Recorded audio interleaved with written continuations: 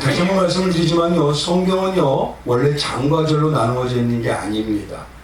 전체가 이어져 있는 파피루스와 같이 두루마리 이어져 있는 내용인데, 이것이 중세시대에 와가지고요 대학에서 학생들을 가르치기 위해서 이걸 장들로 나눴습니다. 물론 그 모든 것도 성령이 역사하시는 거고 하나님이 주관하시는 거기 때문에 이유가 있겠죠. 그러나 우리가 성경을 바라볼 때 장별로 바라보는 것도 필요하지만, 또 어떤 때 전체 맥을 하나로 연결해서 보는 것도 우리에게 또 다른 하나님의 은혜가 있게 됩니다. 그래서요 지난 시간의 말씀 우리가 한번 바라보면서 이 말씀과 연결해 보면은요, 레위기 24장은 뭐냐면 예수 그리스도의 신부로 이루어가지는 성결과 하나님의 백성인 예수를 닮은 거룩한 하나님의 능력과 권세의 삶을 살기 위해서 우리에게 필요한 두 가지를 꼭 말씀하셔요. 그리고 그 두 가지가 우리 안에 있을 때의 신앙과 없게 되면 그 잘못된 신앙의 예를 한 가정으로 말씀해 주십니다. 그래서 첫 번째 말했던 게 뭐냐면 1절에서 9절까지요. 성소에 있는 등대인 금촛대와 떡상에 대해서 한 번 더 강조하여 주십니다. 이제 뭐냐면 레위기도 거의 마지막을 때려가는데 우리에게 꼭 필요한 신앙의 덕목 중에 하나가 이것이라는 것이에요. 지금 뭐냐면 올바른 신앙과 올바른 온전한 예배자의 삶을 살기 위해서 항상 우리가 순간순간마다 점검해야 될 게, 우리의 기도가 성령의 인도하심의 기도인지 아니면 내 자아에서 나오는 기도인지를 우리가 분별해야 됩니다. 모든 역사는요 성령의 역사의 인도하심의 그 기도에서만, 성령의 인도하심의 그 빛의 조명에서만 나오는 그 기도가 역사가 있게 되는 것이에요. 우리의 욕망으로 드리는 그 기도는 오히려 하나님께서 절제시키고 그거를 막으시지 그거를 더 확장시키게 하지 않으십니다. 그렇기 때문에 가장 중요한 게 첫 번째는 뭐냐면 등대는 성령의 인도하심의 기도가 내 기도인지 아니면 내 욕망의 기도인지 그걸 분별하시는 거예요. 그래서 성령의 기도라고 하면 가장 먼저 나타나는 게 예수를 알려주시고 예수의 말씀의 뜻을 알려주셔요. 그래서 예수를 알려주시면 뭐냐면 내 자아가 죽고 예수를 알기를 원한다는 기도가 많아지고, 나보다는 하늘을 알고 예수를 알고 십자가를 알기 원하는 기도가 많아집니다. 그래서 그 기도가 어떤 기도인지 먼저 알고요. 두 번째, 그 기도 위에서 같이 움직이는 게 바로 말씀입니다. 그래서 떡상의 올바른 신본주의 말씀에 대한 이해가 내가 이루어가고 있는지, 아니면 여전히 내가 세상적인 가치관으로 인본주의 그 시각으로 바라보면서도 내가 지금 신본주의로 하나님의 뜻대로 말씀을 묵상하고 그 말씀을 따라가고 있다고 생각하고 있지는 않은지 그것을 점검하라는 것입니다. 왜냐하면 이 두 가지가 나의 신앙의 성패를 좌우한다는 거예요. 그래서 이 두 가지가 소홀히 되고 안 됐을 때 나왔던 한 가지의 가정의 모습이 바로 나왔던 게 슬로밋이라고 하는 그 여인의 아들이 하나님을 망령되고 모독했다는 것입니다. 그 영향력이 분명히 끼치는 거예요. 그래서 두 번째 지난 시간에 말씀드린 거예요. 그 여인의 모습을 보니까 그 아버지는 단지파의 디굴이라는 딸이라는 슬로밋이라는 사람입니다. 근데 뭐냐면 이 여인이 잘못된 신앙이 어디까지냐면 아들에게 미치게 되니까요, 그 아들이 날마다 하나님의 마음, 하나님을 모독하는 자로 바뀌어가는 것이에요. 우리가 순간순간요 잘못됐을 때 한 번 잘못된 거 하나님 나 정말 싫어요 요거 하나 가지고 얘기하는 게 아니에요. 날마다 뭐냐면 하나님이 없다는 것처럼 산다는 거예요. 또 하나님 우상처럼 여기고 살더라는 것입니다. 그래서 뭐냐면 그 지파의 그 슬로밋이라는 아들이 왜 그렇게 되는지 원인을 보니까 첫 번째로요 뭐냐면 이 여인은 아버지가 단지파에 나옵니다. 단지파입니다. 단지파라는 건 뭐냐면 영적인 상황을 보니까요, 그는 계시록에 보면 없어진 지파가 단지파예요. 어떤 분들은 그러셔요. 그럼 하나님이 한 번 구원했다가 그럼 버리기도 하나요? 아니죠. 12지파에 속해 있지만 분명히 말씀을 드렸죠. 알복인 성도가 있지만 가라지도 있다는 거예요. 그래서 우리가 잊지 말아야 될 게 뭐냐면 단지파가요 가라지는 증거가 무엇이냐면 사사기 18장 1절에 가보면 단지파에 대해서 하나님이 그 지파만 얘기를 시작해요. 근데 그 앞에 뭐라고 하느냐 이렇게 해요. 그때 이스라엘의 왕이 없었고 단지파는 그때 거주할 기업에 이렇게 나갑니다. 그러니까 단지파 자체는 하나님을 왕으로 한 번도 섬긴 적이 없어요. 자기 이익을 위해서 하나님을 섬긴다고 한 척했고 자기를 위해서 하나님이라고 불렀을 뿐입니다. 그러니 그런 단지파의 디불이라는 딸이 바로 슬로밋이에요. 근데 이 슬로밋이라는 이름은 참 좋은 이름입니다. 근데 그 이름을 가지면서도, 한마디로 말하면 성도라는 이름을 가지면서도, 성도라는 건 뭐냐면 누구죠? 하나님의 자녀예요. 예수의 신부입니다. 그만한 신부, 그만한 권세와 그만한 나의 위치가 어디 있습니까? 근데 그 위치를 가지고 있으면서도 그의 신앙이 아들에게 나타나서 이 여인이 어떤 신앙이 이렇다는 걸 알고 있는 게 아들이 하나님을 모욕하더라는 거예요. 항상 모독시켜요. 모독했다는 것은 뭐냐면 삶을 살았다는 것입니다. 근데 이 모독했다는 말과 같은 말이 바로 망령되게 했다는 말이에요. 한 번 하나님이 망령되게 했다는 걸 말하는 게 아닙니다. 성경에서는 그 삶을 살아왔다는 걸 얘기하는 겁니다. 그래서 망령됐다는 말이니 모독의 뜻을 바라보니까 그 세 가지 뜻이 있어요. 뭐냐면 습관적으로 헛되게 우상 숭배하듯이 하였다. 두 번째는 습관적으로 거짓된 삶으로 정직하지 못하였다.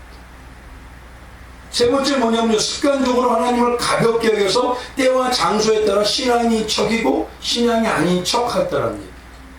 그게 삶이었다는 겁니다. 특히 망령되겠다는 건 뭐냐면 하나님을 하나님께 받게 섬긴 적이 없어요. 하나님을 그냥 미신이나 아니면 생각의 관념으로 여겨버립니다. 어떻게 보면 항상 말씀드리죠. 성경책의 예수입니다. 성경책의 하나님. 그러니까 진짜 삶이 없고요. 그분은 전능하신 하나님으로서 내 모든 삶에 영향을 끼치지 않으십니다. 그러니까 여전히 뭐냐면 하나님을 인간적인 수순에서 필요하면 찾고 필요 없으면 안 찾고 했다는 거예요. 이게 삶으로 살았다는 것이죠. 그래서 여기서 우리가 알아야 될 게 뭐냐면요.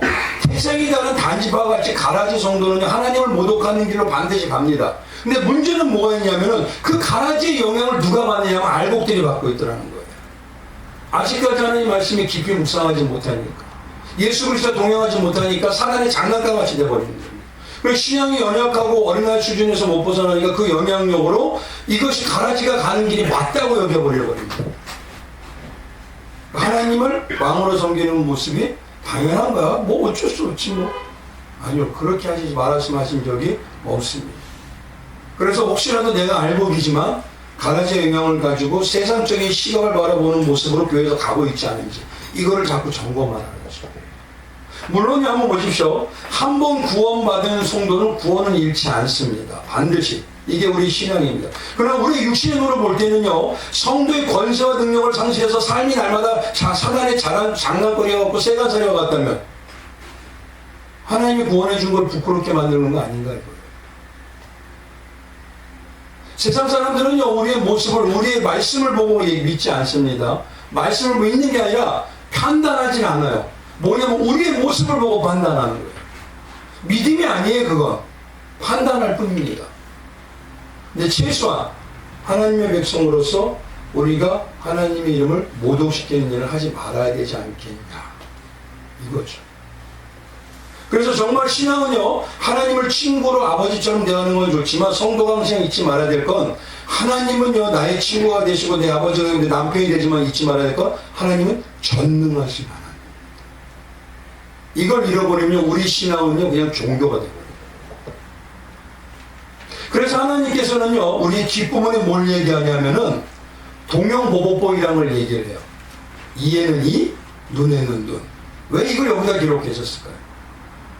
두 가지라는 겁니다. 가라지는 뭐냐면 그 행한 대로 가게 되어 있어요. 그래서 뭐냐면 이해로 행하면 일을 하나님 되니까 가라지는 그 길로 가요.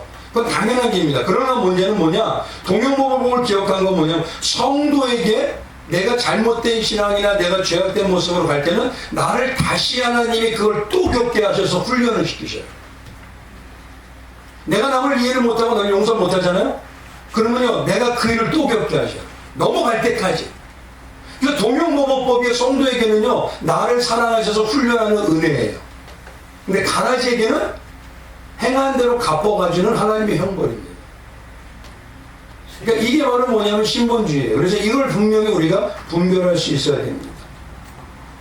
그래서 지난 시간 24장이 뭐냐면 우리에게 꼭 필요한 게 말씀의 기도, 그 다음에 성령의 인도하심의 기도인지, 말씀이 신본주의를 하나님이 따라가는지, 이걸 정말 우리가 주민하지 않으면 우리 신앙이 잘 가고 있는 것 같지만 슬로미시의 그 아들처럼 변질되어 가는 줄 모르고도 우리 빠져갈 수 있습니다. 오늘은 그런 견해를 가지고요 25절을 이제 5장을 가봐야 돼요. 25장에는요 오늘 22절까지만 말씀만 드리는데 가장 중요한 게 뭐냐면 안식년과 희년에 대한 교리입니다. 왜냐면 이걸 잊지 말라는 거예요. 오늘 본문은 뭐냐? 우리가 신앙생활하는 목적이에요. 근본적인 목적이 뭔지를 잊지 마라. 요 소리입니다. 성경을 읽는 이유, 그 다음에 말씀을 듣는 이유, 그 다음에 우리가 기도하는 이유, 그 다음에 안식일을 지키는 이유, 주일을 지키는 이유, 신앙생활하는 교회생활하는 이 모든 이유는 뭐 때문이냐면 안식년과 희년의 의미를 온전히 이루기 위해서예요. 요걸 얘기하시는 거예요. 그래서 이 안식년과 희년의 의미를 보면요, 이겁니다. 성도를 구원하신 하나님의 가장 근본적인 목적이 무엇인지, 또 항상 우리가 알아야 될 게 무엇인지 얘기하는 게 바로 이 두 가지 목적이죠. 그러니까 성도는 이게 막 최종적으로 이루어야 될 신앙의 방향을 얘기하는 거예요. 안식년과 희년의 관계를 먼저 보면요, 안식년은 언제마다 7년마다 돌아오는 해이죠. 근데 희년은요, 안식년이 7번 지나는 50년째 되는 거예요. 근데 이거를 가지고요, 뭐 50번째 되니까 다시 돌아간다? 이 유대인들이 좋아할지 모릅니다. 왜냐하면 자기 거 다시 회복하니까. 근데 그런 의미가 아니에요. 이걸 가지고 우리가 깨달아야 되고 우리가 각인시킬 게 있어요. 안식년은 그렇기 때문에 뭐냐면요, 땅을 쉬게 한다는 의미가 큽니다. 그런데 희년은요, 땅을 본래대로 회복한다는 의미가, 본래대로 회복한다. 그래서 이 안식년과 희년의 관계를 딱 보면 이겁니다. 안식년을 통해서 연습을 하고 훈련하고 곧 씹어요. 뭘 누리기 위해서? 희년을 누리기 위해서. 그러니까 요걸 한 단계 하세요. 안식일인 주일을 곱씹고 누리고 깨닫고 하는 모든 건 뭘 알기 위해서? 안식년을 알기 위해서. 안식년을 또 곱씹고 누리고 훈련하고 깨닫게 되는 이유는 뭐냐? 희년을 알기 위해서. 요 관계성을 분명히 아셔야 돼요. 그래서 이를 신앙으로 말하면요, 영원한 하나님의 나라의 안식년은 뭐냐? 안식은 안식이잖아요. 안식을 상징하는 것이기 때문에 안식년과 희년을 통해서 하나님이 창조하신 원래 회복된 구원의 완성, 그 구원의 완성에 대한 소망과 하나님의 말씀이 반드시 이루어진다는 그 확증을 내 신앙으로 채우는 게 바로 안식년과 희년의 절개 의미입니다. 이게 목적이에요. 그래서 뭐냐면요, 안식년과 희년의 영적 의미는 이겁니다. 우리의 모든 구원은 누구로 시작하시죠? 예수 그리스도잖아요. 예수 그리스도 시작해서 다시 오시는 재림으로 이루어지는 완성 때까지, 그걸 우리는 안식년처럼 안식일처럼 날마다 연습하고 훈련하고 곱씹어야 돼요. 근데 마지막에 어떤 걸 위해서요? 희년의 완전한 회복을 위해서. 그래서 안식년과 희년의 관계를 원어로 보면요, 안식은 히브리 말하면 샤밧이라고 한다. 샤밧. 뭐냐? 그건 그치다, 멈추다, 끝내다. 근데 이걸 동사적으로 샤밧이라고 해요. 그래서 뭐냐? 쉬다는 의미가 강합니다. 근데 예수님이, 하나님이 말씀하신 이 말은 쉬다는 의미보다는 다 완성했기 때문에 그 완성을 내가 여기서부터 누려야 돼. 그러니까 안식에 있으면 누구죠? 예수잖아요. 그 예수와 사는 그 마음의 천국의 삶을 어디서부터? 여기서부터. 그게 바로 안식과 안식년입니다. 이걸 누리고 나면 어디로 연결이 돼요? 완전한 승리한 게 바로 50년을 말한 희년을 얘기하는 겁니다. 그게 바로 뭐냐면 이게 연결이 되는 거예요. 그래서 안식을 통해서, 안식년을 통해서 내가 이 땅에서 예수와 동행하는 삶을 훈련하는 거예요. 그러면 진짜 어디로 그 삶이 내 몸에 체득이 되면 어떻게 된다고요? 쉽게 말하면 욥이가 이 땅에 살 이유가 없었습니다. 욥이 아니라 에녹이. 에녹이 왜 살아요? 벌써 하나님과 동행하는데. 그러니까 하나님께서는 이 땅에 훈련이 필요 없으니까 영원한 행복의 나라로 가자는 거죠. 그걸 얘기하시는 거예요. 그럼 뭐냐면 안식년과 희년의 관계는 뭐냐면 훈련이라고 했잖아요. 그럼 훈련이 반드시 어떤 때가 있다? 끝날 때가 있다. 끝날 때가 있다는 다른 말은 뭐냐면 완성의 때가 반드시 있다는 거예요. 성도는 그거를 각인시키고 살아가는 거예요. 이 절기를 맞을 때마다. 희년은 특히 뭐냐면 히브리 원어로 요벨이라고 합니다. 요벨은 뭐냐면 수양의 뿌리예요. 그래서 뭐냐면 이 요벨이라는 말을 쓰는 이유가 50년이 돌아오는 희년 때만 되면 요벨라파를 불러요. 요벨라파를 불어서 희년을 선포합니다. 그러니까 완식년이 안 올 것 같은데 안 올 것 같은데 안 올 것 같은데 희년은 어떻게 돼 왔어요? 반드시 와버려요. 그거를 치고는.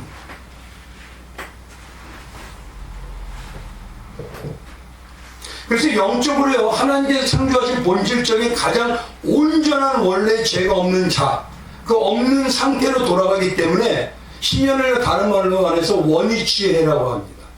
원위치해. 그 희년의 원래 상태로 돌아가는 게 네 가지예요. 딱 네 가지가 가장 뚜렷하게 나와요. 첫째가 뭐냐? 종이 된 사람이 자유인이에요. 이게 완성이 된 겁니다. 그 다음에 땅이라는 아파로 소유가 다시 회복돼요. 땅이라는 우리가 만들었던 이후에 하나님께서 만들었던 그 하나님의 소유가 완벽하게 하나님의 것으로 돌아가는 겁니다. 영육까지 다. 그리고 모든 수고와 노동과 신의 고통이 회복되는 안식을 의미하고요. 물질적으로 그래서 그냥 빚이 탕감되는 속전에 해결된 상태를 얘기하기 위해서 이 네 가지 일은 희년에 반드시 합니다. 그래서 다시 돌아가는 거예요. 원상태로. 누가 주실 대로?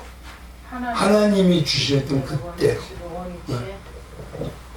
그래서 영적으로 바라보면 이게 쉽게 말하면 에덴의 축복을 다시 회복해요. 이 희년이 그겁니다. 에덴의 축복을 다시 회복. 그렇기 때문에 이 본문의 말씀은요 다 연결된다 그랬잖아요.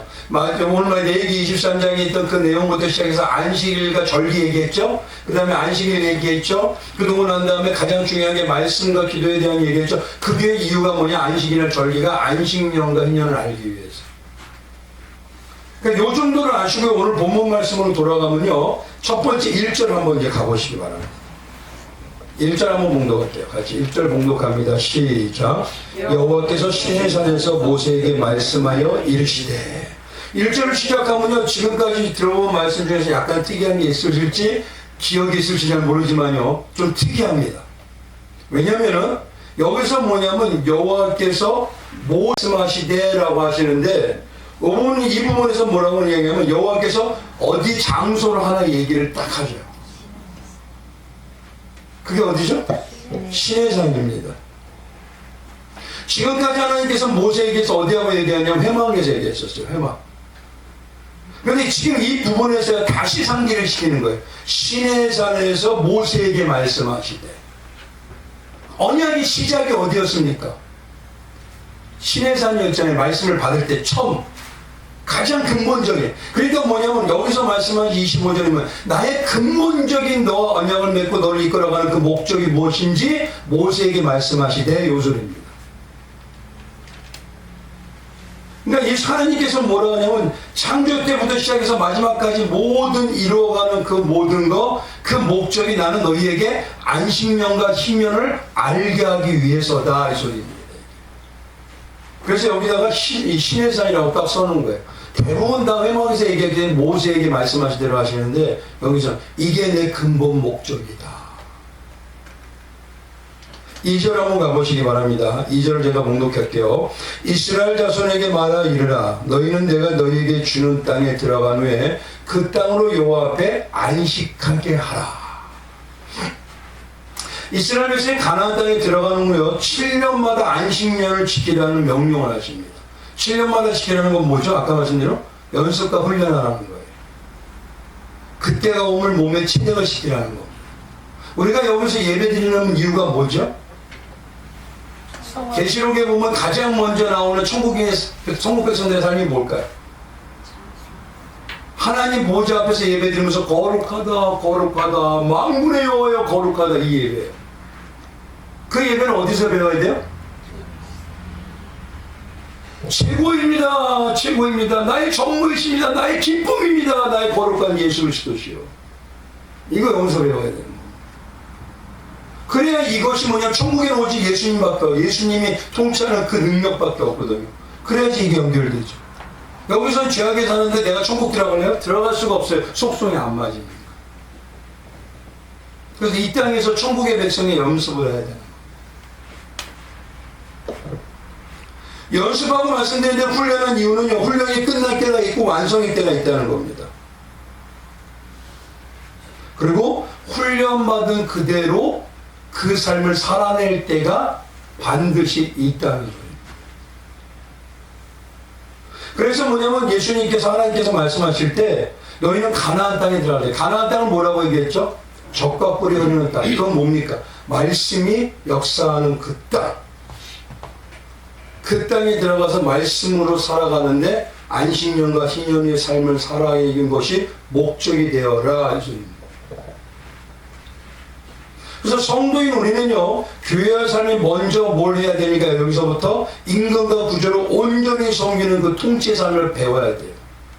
그래서 항상 말씀드리죠. 교회는 훈련하는 장소이지 안주하는 장소가 아닙니다.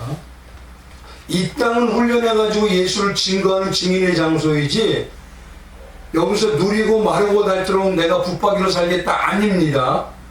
그렇게 생각하는 건 지금 하나님 목적하고 완전히 반대가 되는 거예요. 그래서 진짜 천국이 그대로 연결되는 삶을 여기서부터 안식일과 안식년과 희년을 사셔야 돼요. 그것이 체득되는 게 목적이에요. 그래서 가나안 땅에 들어가면 가나안 땅이라는 건 두 가지 얘기예요. 첫 번째 뭐냐면 교회입니다. 그리고 두 번째는 천국이에요. 왜 두 가지를 비유할까요? 가나안 땅은요. 교회에서 어디로 연결이요? 천국으로. 근데 교회와 천국의 땅이 어떤 거예요? 가나안 땅의 말씀과 기도, 말씀과 뭐죠? 젖과 꿀이죠. 말씀을 훈련해서 연습해서 말씀의 완성인 땅으로 가야 되는 거예요. 요거예요, 그러니까. 그래서 가나안 땅을 젖과 꿀이 흐르는 땅이에요. 그리고 가나안 땅을 교회로 얘기하고 천국으로 얘기해요. 그게 근본적인 목적이에요. 그래서 영적으로 증인된 성도는요, 나와 내가 있는 가정이, 지역이, 이웃들에게 우리가 하나님의 통치를 받고 있다는 그 내가 하나님과 함께함으로 만족한다는 삶의 그 향기가 비춰져야 돼요. 이게 우리에게 주신 사명입니다. 그리고 이것이 바로 안식과 희년의 목적이에요. 왜냐하면 이 땅에서 안식과 희년 뭐라고요? 완전한 통치받은 나라잖아요. 그게 여기서부터 이루어져야 된다니까요. 그러니까 죄악이 만연한 상태로는요, 하나님께서 통치하는 안식의 능력이 나올 수 없습니다. 그렇기 때문에 하나님께서는 뭐냐면 첫 번째 아담을 만드시고 죄를 짓고 난 다음에 어떻게 해서 에덴에서 어떻게 하죠? 쫓아내잖아요. 쫓아내는데 그냥 쫓아내 끝내든가요? 처음에 얘기했죠. 동쪽 편에 뭘 두었다고요? 두루 도는 화형검을 뒀잖아요. 검은 성경에서 뭐라고요? 네. 불은 뭐라고요? 다 하시네 이제.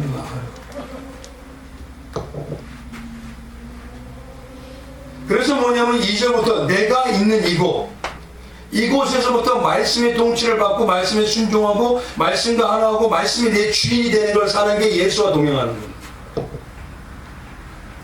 그런데 어떻게 보면요, 말씀에 순종한다고 하면서 내가 골라먹기 싫어. 말씀이 나를 통치한다고 하면서 내가 통치하려고 그러고.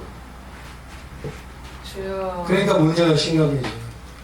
그러니 그곳이 거룩한 나라가 될 수 없고 그것이 은혜의 나라가 될 수가 없어요. 그래서 은혜를 회복하라는 걸 쉽게 말하면 예수의 복음이 나를 통치하게 하는 것입니다. 3절과 4절, 5절입니다. 3절이요. 너는 6년 동안 그 밭에 파종하며 6년 동안 그 포도원을 갖고 그 수출을 거둘 것이라. 일곱째에는 그 땅이 쉬어 안식하게 할지니 여호와께서 대한 안식이라. 너는 그 밭에 파종하거나 포도원을 가꾸지 말며 내가 가꾸는 자라난 것을 거두지 말고 가꾸지 아니한 포도나무가 맺는 열매를 거두지 말라. 이는 땅의 안식년임이니라. 이 말씀을 쉽게 말하면 이겁니다. 이스라엘의 삶과 신앙에서 중심을 보여야 되고 드러내야 될 삶의 방식이 말씀이에요. 근데 현실은 가만히 보세요. 말씀으로 하다 보면은 내가 풍족하게 못 먹을 것 같아요. 말씀대로 따라가다 보면은 내가 세상의 사람과 같이 동화되지 않기 때문에 내가 약해지는 것 같아요. 근데 하나님은 그거예요. 그런 거에 따라가지 말고 외적으로 보이는 거에 음식이 풍성하고 다른 사람들 다 신따라 너는 그러지 말고 하나님의 말씀의 복과 뜻이 너의 중심이 되고 생명이 되고 전부가 되어야죠. 그거 훈련하는 거예요. 신년인 천국, 인연을 예표하는 천국의 완성이 바로 그거거든요. 예수만 말씀의 명령대로 사는 그거, 예수가 원하시는 그대로 사는 그거.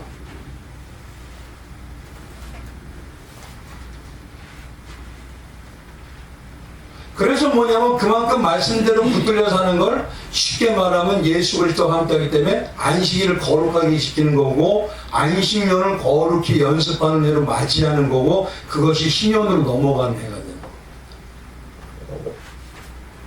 그래서 가장 먼저요 신앙생활에서 안식년과 인연 알기 위해서는 먼저 뭐라 되냐면 안식일을 대표하는 주일을 나는 어떻게 맞이하고 있어요.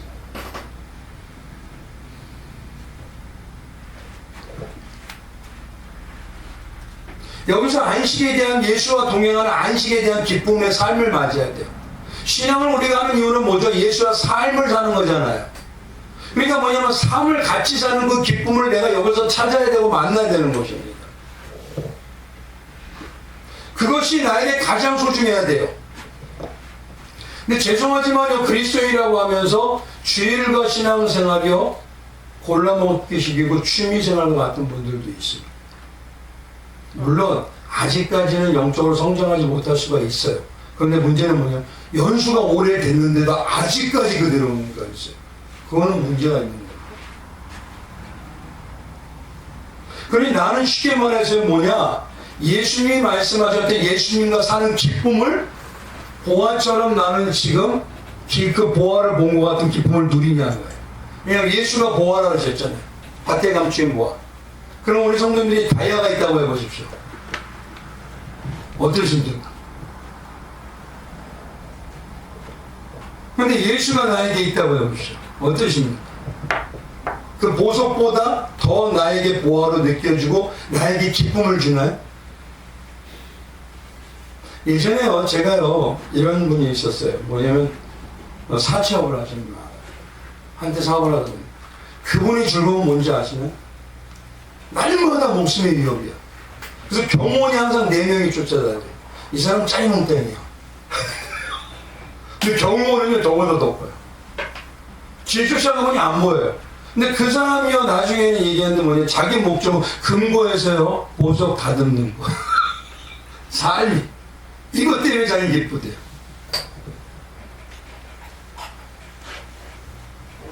예수를 어떻게 느끼냐 이거예요. 이 주일날 그 보화를 느껴야 안식일을 바라보는 시간의 소망이 있잖아요. 그래야지 그 삶이 내가 훈련했던 게 삶으로 넘어가면서 기쁨이 유지되지. 그래서 성도는요 쉽게 말씀드릴게요. 나에게 나오는 기쁨, 나에게 나오는 슬픔이 쉽게 말하면 나는 지금 어떤 사람과 함께하고 어떤 분과 함께하고 어떤 신을 보여주는지 프리즘과 같은 역할을 하는 겁니다. 예수에 우리가 빛을 보인다면요 우리는요 빛의 예수의 다양한 색깔이 나와야 돼요. 근데 예수의 빛을 봤는데 주일날 다양한 기쁨의 색깔이 나옵니까? 이런 한마는 내 인생이 나옵니까? 아니면은 디브리에 딸린 슬로미 같은 사람이 나옵니다. 단지파 같은 사람. 그러니까 그거를 자꾸 구분해야 돼요. 아버지. 우리에게 말씀을 주신 거냐 우리에게 구분할 수 있게 하셨어요.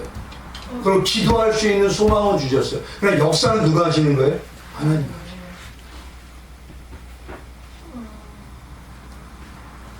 그래서 6절에서 7절에 가보면요 뭐라고 하시냐면 안식년의 소출은 너희가 먹을 것이니 라고 얘기해요. 너희가 먹는다는 거는 보십시오. 내가 소출을 먹게 되면 나의 먹는 것과 나의 모든 사람이 그 영향을 받는다는 거예요, 안 받는다는 거예요? 받는다는 겁니다. 내가 그 안식에 대한 소출의 의미를 깊이 누리고 즐거워하고 가장 소중히 여길 때 그 영향을 너는 반드시 먹게 되고 너뿐만 아니라 너의 주변에 있는 같은 사람들도 영향을 받게 되는 거죠. 그래서 여기다가 안식의 인연을 써놓은 거예요. 앞에다 슬로미스의 여인을 써놓고 하나님의 말씀을 등한시하는 여인의 모습은 그렇게 되지만 정말 주님의 은혜로 하나가 되고 함께하는 하나님의 백성은 이 감동에 주님이 연습하는 이 삶이 완벽한 승리의 삶으로 반드시 연결되는 감동입니다. 그러니 우리가요 모든 모든 사람이 영향을 끼친다면 안식일의 소출을 안식년과 희년의 소출을 내가 먹게 하고 영향을 끼친다면 나는 그들에게 어떤 소출을 먹이고 싶어요? 부분적으로 변질된 것 드리고 싶죠. 부분적으로 썩은 거 주고 싶죠. 아니잖아요. 지금 나는 누구를 통해 나를 통해서 누군가가 지금 먹고 있다니까요. 먹고 있어요 지금. 아닌 것 같지만 먹고 있어요. 내가 입술로 하나님이 최고야 그러는데 집에 가서 다른 데 가보면 세상이 최고야 이 모습이면 그거 먹이고 있어요 지금. 내가 하나님 앞에서 누리고 있는 이 모습, 안식일과 안식년의 모습, 그것이요 지금 아니라고 하지만 먹고 있어요. 근데 그게 때가 되면요 열매로 나타나요. 맞아요. 저에게 유일하게 기억되는 게 뭐냐면요, 어머니가 돌아가실 때 유일하게 난 이거밖에 못 봤어요. 지금 다 기억나고 너무 좋은 거 많은데 항상 요거예요. 이게 뭘까요? 항상 성경, 기도. 제가 그때 그랬어요. 어머니 하나님은 절대적인 거. 근데 이제 보니까 제가 그러네. 죽여도 살아도 난 예수가 절대. 그러니까 이게 영향력이 있어요. 그 소출을 먹는다는 겁니다. 진짜 예수를 안식으로 누리는지, 입술로만 안식에 누리는 소출을 먹고 있는지, 내가 진짜 누리는 신선한 소출을 먹이고 있는지, 아니면 안식년이 신선하지 못한 변질된 소출을 먹이고 있는지, 그거 분명합니다. 7절 한번 가보십시오. 7절 같이 읽어보겠습니다. 7절 같이 읽어보면 같이 읽어봅니다. 시작. 내 가축과 내 땅에 있는 들짐들이 다 그 소출로 먹을 것을 삼을지니라. 내 가축. 내 가축이라는 건 뭐죠? 나의 것이죠. 근데 뭐냐면 내 가축과 내 땅에 있는 어디? 들짐승. 들짐승이에요. 내 가축이 아니에요. 들에서 돌아다니는 짐승이에요. 근데 뭐냐면 너에게 준 땅에 있어요. 그러니까 이게 무슨 말이냐면요 이겁니다. 영적으로 내 가축은 신앙 안에 있는 내 자녀나 내 가족이나 내 삶이나 이웃 사람이에요. 근데 들짐승은 뭐냐면 주님이 없는 세상이에요. 그러면 이게 무슨 말이냐면 안식년과 희년을 지키는 우리의 신앙의 모습이 양쪽에 다 영향력을 끼쳐요.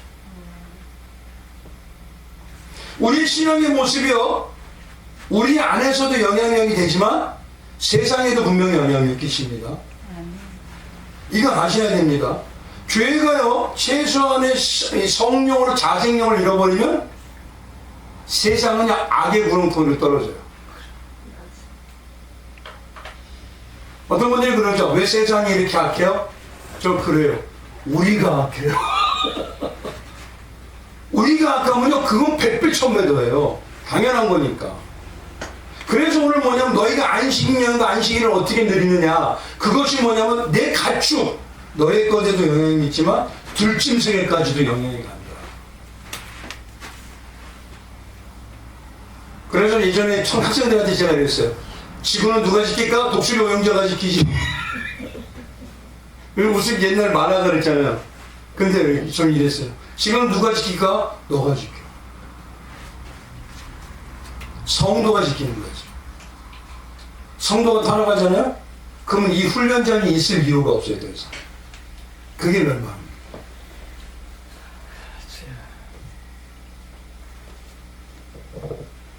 그래서 세상이 왜 이렇게 더러워요 하는 그 말할 때마다 저는 그래요. 교회가 더러워요. 교회가 자생력이 있어 보세요. 예전에요 뭐냐면요, 교회가요 참 초창기 때요 안수회장님, 장로님, 성도님, 집사님들 마을 청소하잖아요. 저 교회 집사님들은 왜 이렇게 손해? 세상이 그래요. 그리고 저분들 때문에라도 나 이렇게 정직하게 살아야 될 것 같아. 그렇죠? 근데 교회가 지금 에이 기독교가 아니라 에이 지들도 그러는데 우리 더 안 모았지. 우리가 뭐 같아요? 막 이런 거. 그러니까 안타까운 게 이거예요. 내가 여기서 물질에 대해서 자꾸 욕심을 부리잖아요? 그러면 니들이 우리하고 뭐가 틀렸니? 이래요. 우리 당연한 삶이야 이게 그러면. 그래서 말씀드린 게 오늘 말씀이 하나님의 목적을 상실해버리면 안식년과 안식년을 상실해버리면 그것에 대한 자생력이 없어지니 우리의 삶뿐만 아니라 세상의 삶에도 우리가 영향을 끼치고. 그래서 성경에는 출애굽기 20장에 그러죠. 그들에게 절하지 말며 그들을 섬기지 말라. 5절에 내 하나님 여호와는 질투한 하나님인즉 나를 미워하는 자의 죄를 갚되 아버지로부터 아들에게 3, 4대까지 내 영향이 끼쳐요. 그에게 절하면 잘 보십시오. 우상 숭배하는 것도요. 우상만 섬기기 위해서 절하는 아니죠. 저 놀랐습니다. 교회에서 천천히 하잖아요. 어느 날 갑자기 점쟁이 찾아오는 있어. 그럼 잘 보십시오. 왜 그러죠? 한쪽만 절하는 걸까요? 이용하는 거예요.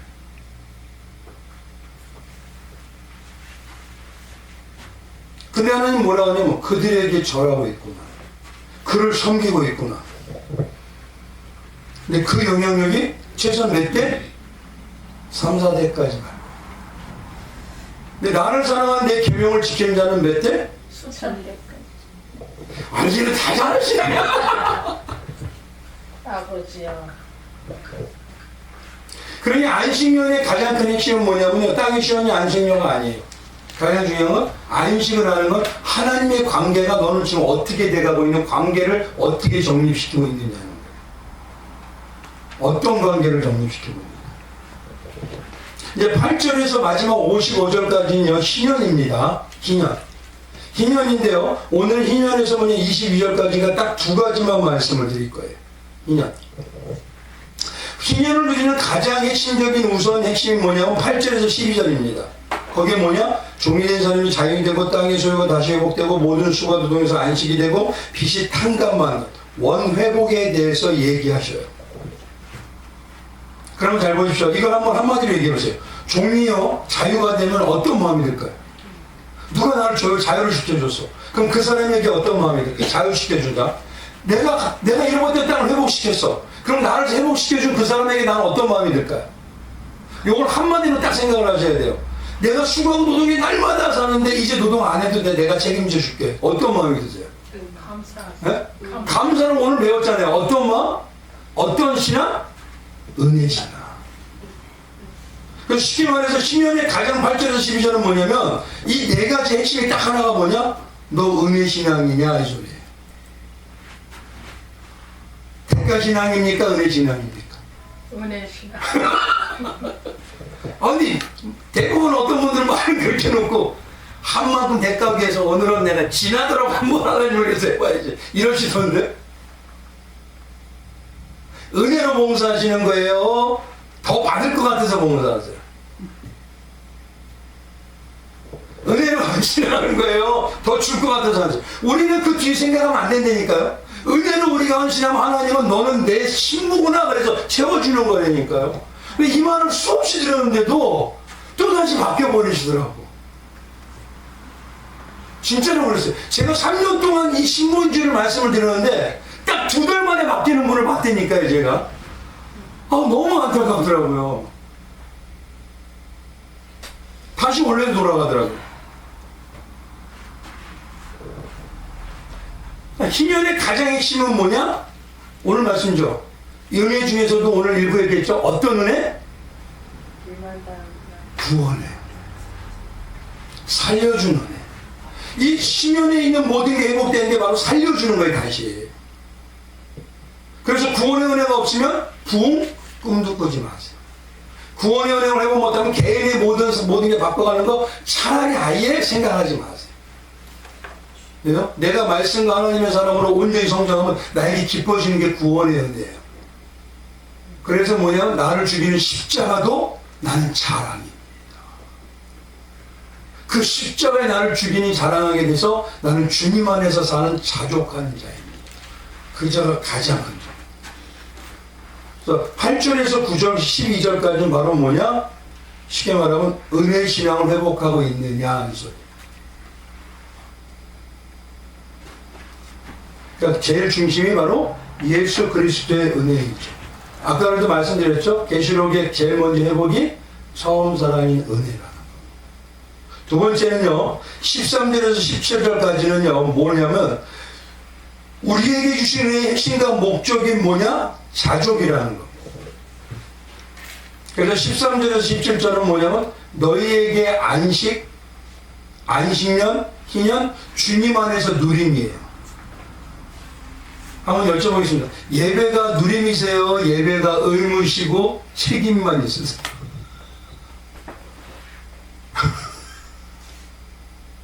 누려야. 예배가 기대되세요? 아, 오늘도 또 예배 다 드리고 와야 되겠구나. 이거세요. 주여. 아니, 예수님 이렇게 말씀드릴게요. 지구에 예배 없애잖아요? 성도들이요, 마음이 다 공허해서 터져나가요. 이게 정말 저를 미안합니다. 예수를 만날 방법이 없어요. 하나님 못 만나요. 근데 우리가 죄를 지면서 누가 빠져나가셨다고요? 하나님이 빠져나가요. 그래서 뭐냐면 처음에 창조할 때 공허와 그것이 내 안에 뭘로 채워도 안 돼요. 어떤 사람은 물줄 채웠는데 안 돼요. 어떤 사람은 권력을 채웠는데 안 돼요. 어떤 사람은 자식을 많이 낳아서 채웠는데 안 돼요. 누구만 채워줄 수 있기 때문에. 그러니까 예배 없어지잖아요. 공허해서요, 못 살겠다고 자기가 자기 자신을 해하는 사람들 많아요. 이거 예언할게요. 어마어마하게 중요한 겁니다, 이거. 쉽게 말할게요. 예수의 생명과 바꾼 게 바로 이겁니다.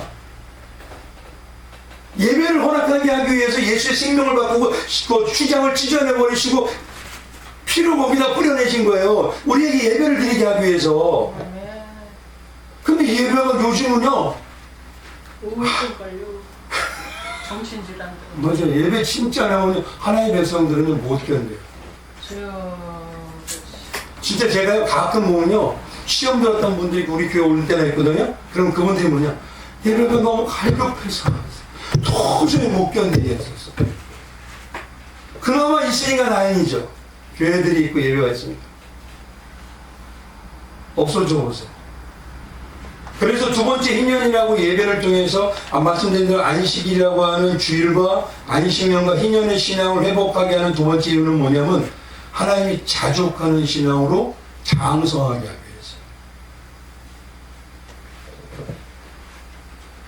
그러니까 우리가 자족하는 신앙이 되지 않으면요, 은혜로 자족하는 신앙이 첫 번째가 은혜 신앙이죠. 은혜로 내가 자족하지 않으면요, 그러고 난 다음에 교회가 보이는 모습이 뭐냐면 불만족이 넘쳐나요.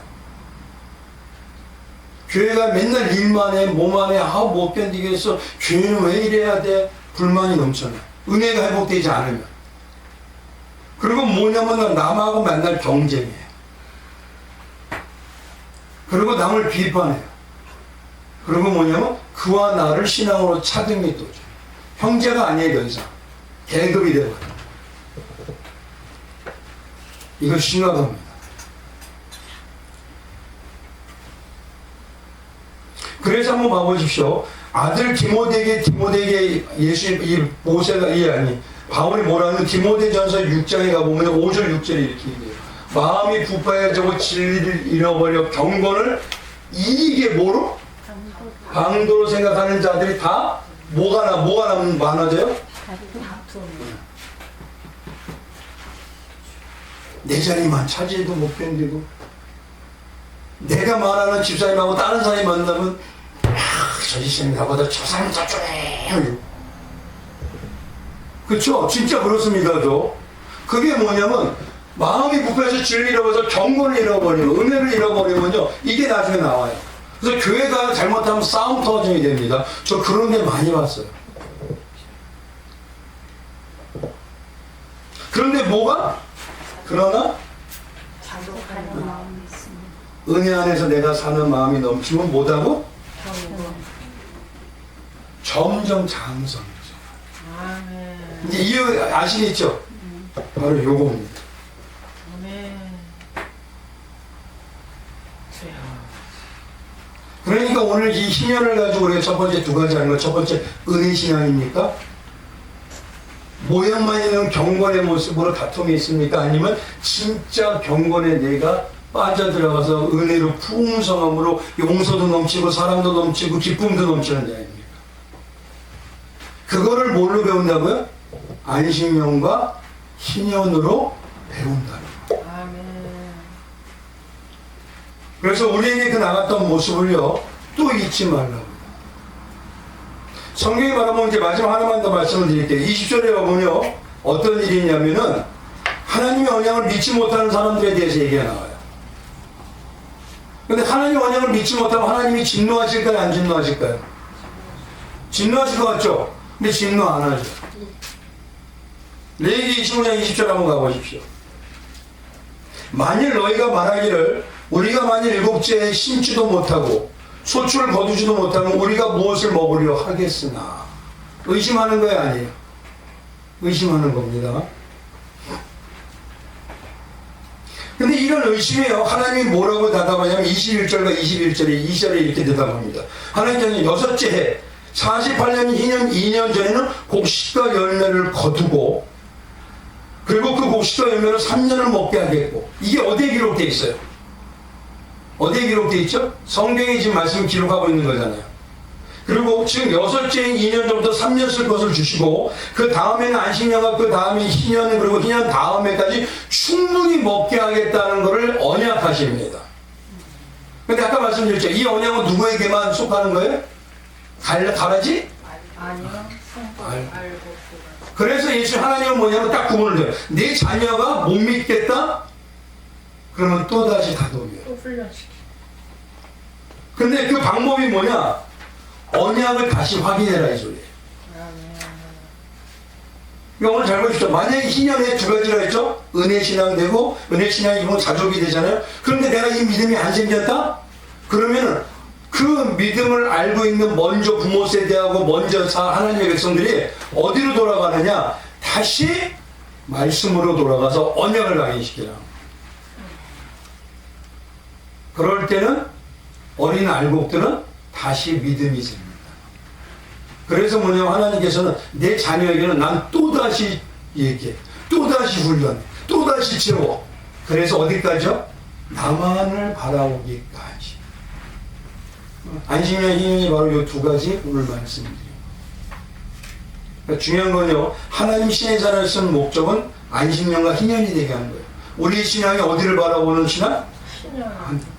하늘. 네. 하늘 뭐예요? 안식년이라고 하는 예수님과 영원히 같이 살 때를 바라보서 안식년을 7년 지나고 자꾸 훈련하는 걸 결국 50년째 되면 어떻게 된다? 희년이 돼요. 그 하나님의 하늘을 바라보는 나그네 신앙으로. 그래서 그러기 위해서 안식년, 희년의 핵심이 뭐냐? 은혜 신앙이냐, 자족하는 신앙이냐. 그것이 안 될 때는 내 자녀들에게 또다시 어떻게 해라? 말씀으로의 언약으로 또 들어가게 해라. 그러면 회복되리라. 오늘도 그 은혜가 우리 성도님들과 함께 하시는 주님의 이름으로 축원드리겠습니다. 아멘. 기도하겠습니다. 존귀하신 하나님 감사합니다.